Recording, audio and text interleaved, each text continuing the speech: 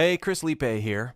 How you sound has a lot to do with how you sing, but it also has a ton to do with what you sing into and how you tweak and set up what you sing into. Also, how you sing depends a lot on how you hear yourself sound. How your sound reacts with the mic, how your singing reacts to the mic. Not only from a proximity point of view, but from a hardware and, in these days, software point of view. There are things that you're going to do differently with your voice, with your approach to singing on a physical level. You're going to do them differently depending on the feedback you get from what you're singing into. It's been my belief for a long time that the mic, whether you're recording or whether you're singing live, the mic, the monitoring, the PA, all that stuff is just as much a part of your sound and your presentation and your energy as your actual voice. And you might be thinking, no, that stuff doesn't really matter because what really matters is the input. And you've heard a lot of people say that. And I agree with that to a huge extent. If you have the best gear in the world and the best monitor guy and the best sound guy and the best mic, handheld mic, but you still can't sing, you can't, it won't sound right. I agree with that. I completely agree.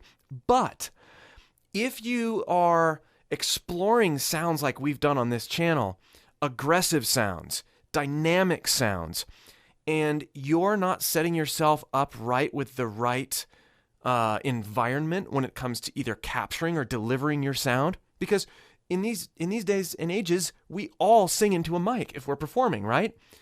You rarely ever just walk around your street or sing in the car or walk around a room and sing for the enjoyment of others. You might be practicing that way, but to not pay attention to this other side of things is to cheat yourself out of developing your voice and delivering your voice in the way that it was meant to be delivered. And I've actually gotten a lot of questions on this indirectly on the channel. Oh, what are you singing into? How are you getting that sound? How loud are you? How come I can't tell the difference between when you're singing quiet and when you're singing loud when it comes to the actual volume?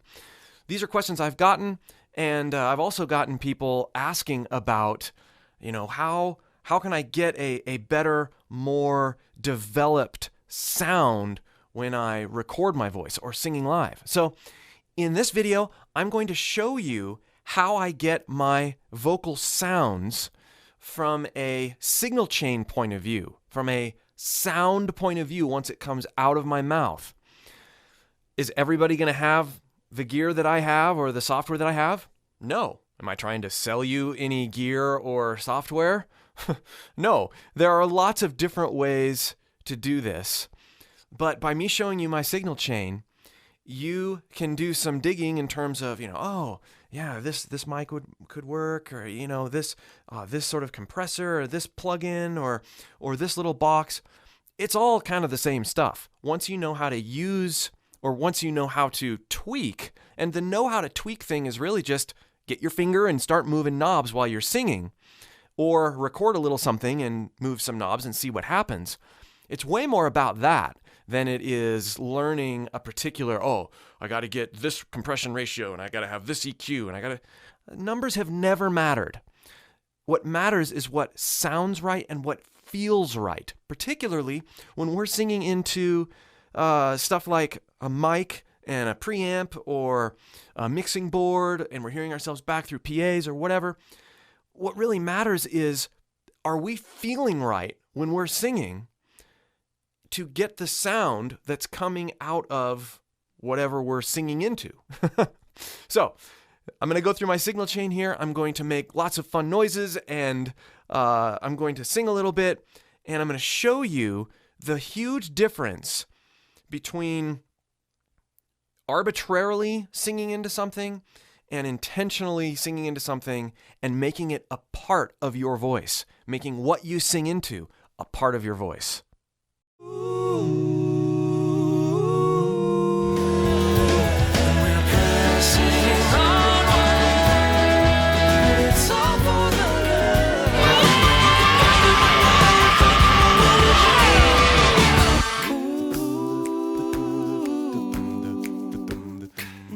Now, if you dig this stuff, signal chain, vocal recording, stuff like that, I have a free recording course that you can access by following the link below in the video information.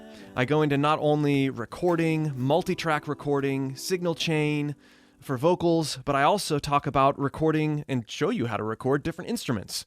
I work with drum loops, bass, guitars, stuff like that. So be sure to click that link if you want to take this stuff further. Also, like we talked about at the beginning, all the gear in the world doesn't mean anything if you are not comfortable with your own voice. If you want to take your voice to the next level, be sure to click the link below and join my free vocal course. Okay, so this is one of the main rigs that I sing through in my videos and one of my main recording rigs. This is an SM7B, and it's by Shure, and it's running into a preamp, but before it's running into this guy. This is called a cloud lifter, and it allows dynamic microphones to be run into it, and then you can run phantom power to the cloud lifter. So it actually turns the normal dynamic microphone into functioning more like a condenser microphone. It's more vibrant, more responsive, more dynamic, even though it's not a dynamic, functioning as a dynamic, and it's functioning as a condenser. Anyway, not really. Anyway, so you can you can get more out of your mic, your dynamic microphone, by using a cloud lifter, which is really cool. A lot of people do that. Now, the next thing I'm running to is this Manly Core reference channel strip, and there's a lot of different ways to do what I'm going to show you that this box does, but I want to demonstrate a lot here in terms of the sounds that you can get when you have your voice running through something like this, or when you're using compression, EQ, and limiting. So this is how I normally have it set up, and you can tell that I can speak softly like this, or I can speak really loud, or sing, or scream, and there's really, it just takes it, and it's so fun to sing through. A lot of people never experience this, and they shortchange the potential of their voice because they don't have something like this to work with. So what I'm going to do is I'm going to take off all this stuff, and I'm going to show you what it's like to sing through without EQ, compression, and limiting. So we're going to start by taking out the compression. I'm going to turn the limiting off. Now, notice the level didn't change a whole lot, but when I get louder, hey, I'm getting some really ugly clipping. That's because my input level, you can see here, is quite high. I can have my input level high like that, so I take advantage of the lows when I have my compression and limiting in, but I can't do that when I don't have those in place. So I have to back this down. Test, test, test. You probably can't hear me as well. That's fine. Hey, hey, hey. 1, 2, hey! Now, I'm getting a quieter. Louder, louder, louder! Quieter. Louder, louder! It just doesn't function the same way. Now let's take the EQ out. Just flatten the EQ. I have to yell. Or maybe I don't have to yell, but you can. Now I'm going to do the sound of the sound. The sound of the sound. Okay. Now I'm going to dial in. I'm going to bring the input level up. Input level is back up. The sound of the sound. Might sound cool sometimes, not very good for your gear. And I'm limiting a little bit just by the nature of this piece of hardware. But now I'm going to bring the compressor back in. Compressor back in. Hey, hey, hey. Compressor back in. And 1, 2, 1, 2. Now I'm going to bring the limiting back in. Turn it up. So I want, hey, hey. Now I've got my red light coming on even when I'm not that loud. So it's doing a lot of leveling, vocal leveling. And with this particular mic, I need to bring the highs in and a little bit of lows Test, test, test. Hey, hey, hey. Now, there's this responsiveness that this preamp affords me. And you can do some of this stuff with any compressor, any limiter, any EQ. You can run them in software or whatever, and it's fine. But I like running things ahead of time, like straight from the mic into here before it even gets to my recording or before it even gets to a board or anything. I like having things in line that way because when I'm looking at the waveforms, when I'm recording, and it allows whoever's on the other end of things to get this already packaged signal. It's part of my voice already as it's being recorded. So now, the sound of the sound of the sound, the sound, the sound of the sound is nice. The sound of the sound, the sound of the sound, the sound, the sound is nice. The sound is nice.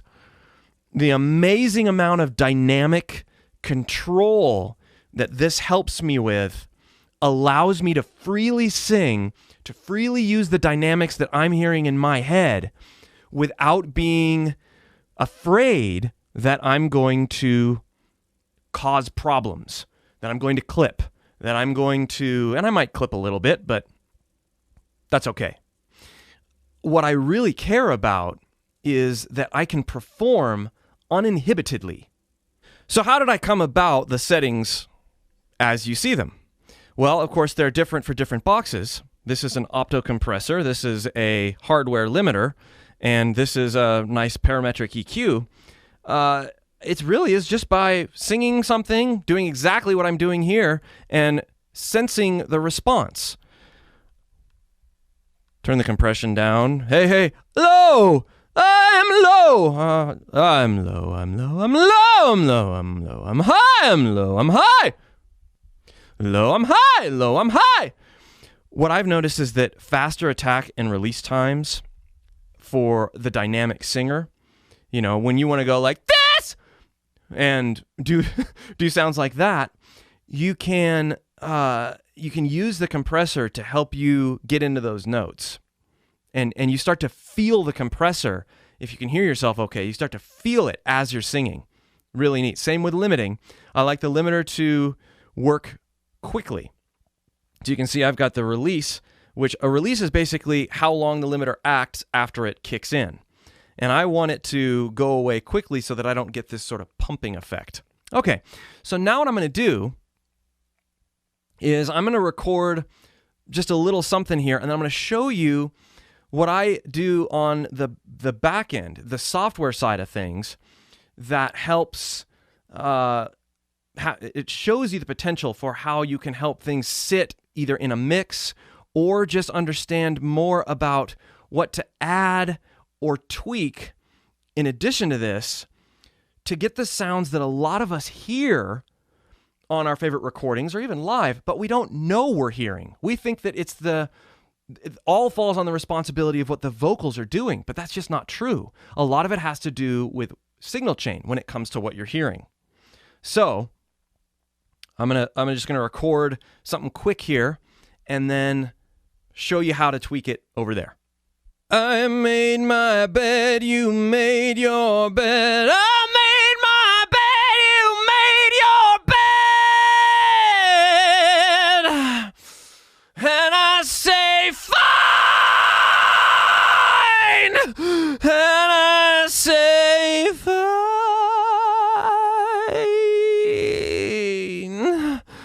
And I say fine. Okay, so let's take a look and a listen to what happened, and then we'll add to the sound just a little bit. So here is what I recorded, and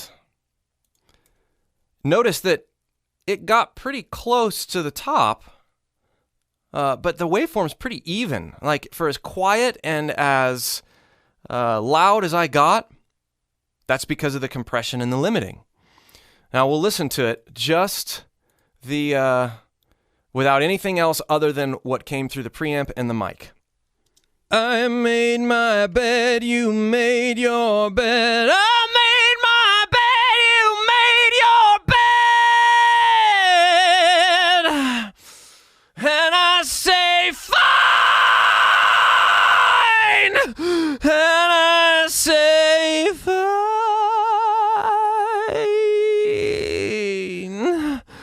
And I say fine. Okay. So what I'm noticing is there's a little bit of breakup in terms of distortion, preamp distortion. I love that. I love the sound. I love the feel of it. When I start getting into this,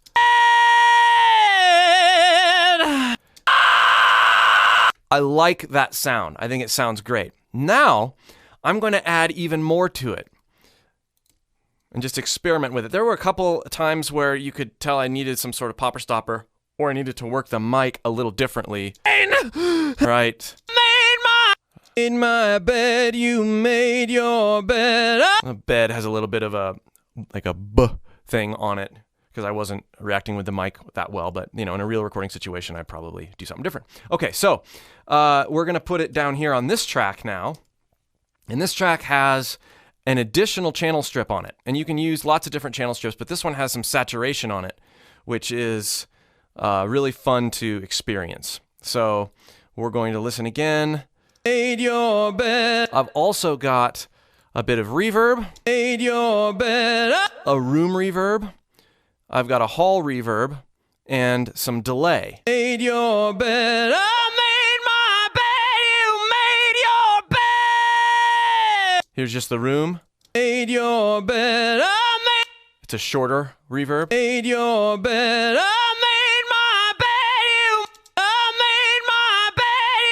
Here's just the hall. I made my bed. So longer. You can hear that longer tail if you're listening in headphones. And here's the delay. I made my bed. You made your bed. It's a stereo delay, and then I've actually got it EQ'd, so I'm only getting a little bit of the mid-range in there. So I'm EQing the delay separately. Fun stuff. But what I'm doing here, I am adding additional compression.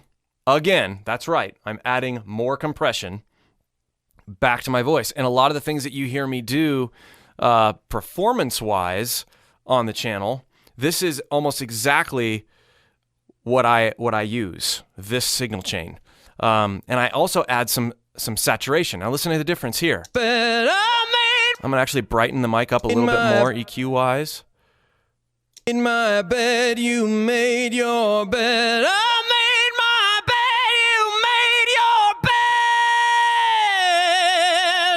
Now, let's do that without the extra compression.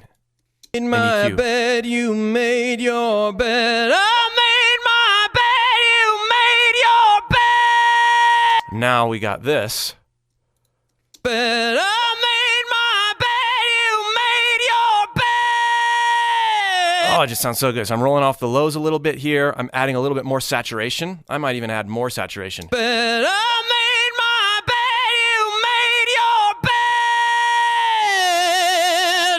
that's too much. But I made my bed, you made your bed. What if I did the heavy? But I made my bed, you made your. And used less. I kind of like that. But I made my bed, you made your bed. No, I like the odd better. And I said. Yeah. Now let's listen to the scream here. And I say fine. And I say fine. I definitely like the heavy on the heavy saturation here. So let's listen through. See if I can make the heavy work globally.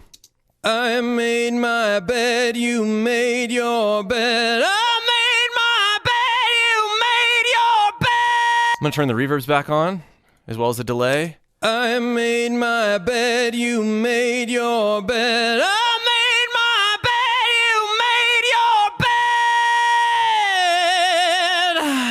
like that. And I say fine! And I say fine!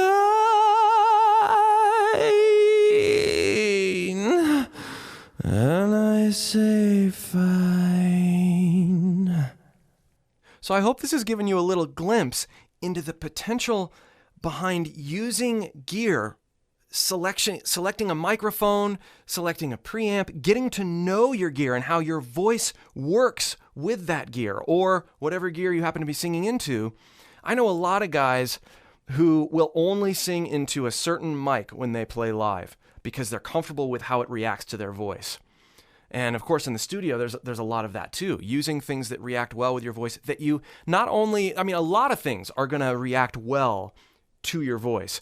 It's a matter of you knowing the limits of the equipment, the good parts and the bad parts about your voice and being intimately connected with your voice, but also the materials that are receiving your voice. If you've got questions about this stuff, be sure to leave them in the comments below. And again, if you want to take this stuff deeper on the recording side, be sure to join my free recording course. And if you want to take your voice to the next level, be sure to join my free vocal course. We'll see you for more.